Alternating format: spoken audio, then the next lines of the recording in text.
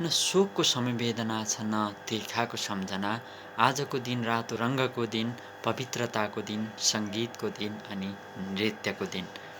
समग्र नारी जाति यस धरती र सृष्टिका लागि अनुपम वरदान हुन्। नारी सृष्टिका कारक हुन् र शक्तिका केन्द्र पनि। आजको दिन बौद्धिक सनातन हिन्दू धर्मावलम्बी नारीहरूले आफ्नो सौभाग्य र परिवारको सुस्वास्थ्य अनि दीर्घायुका लागि व्रत बस्ने दिन।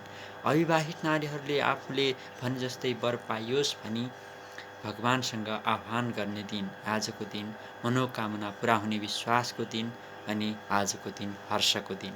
वास्तवमा हरितारिका तीजले माता पार्वतीले भगवान शिव पाऊँ भनी गरेको 108 वर्षको तपस्याको याद दिलाउने गर्छ।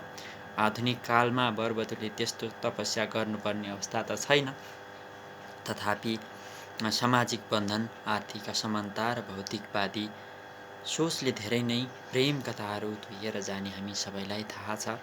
माता पार्वतीले को असीम कृपाले प्रेम अनि प्रेमीहरूको भावनाले यस धरतीमा सदैव न्याय पाओस्। तीजको साँझ 108 सुते बत्ती दियो प्रज्वलन गरिन्छ। ती दीप शाखाहरू रातभरि नै बल्नुपर्ने धारणा छ र साँझमा चन्द्र भगवानको अर्चना गर्नुपर्छ। पति पत्नी, भावी पति, भावी पत्नी अनि सम्पूर्ण परिवार बीचको माया सद्भाव बढाउन तीज सफल होस्। सबैलाई तीजको शुभकामना, सबैको जय होस्। यसपालिको तीजको कृपाले बिग्रिएका सम्बन्धहरू सप्रियोस्, भावनाहरू जोडिउन्। हरितालिका तीजको सबैमा शुभकामना।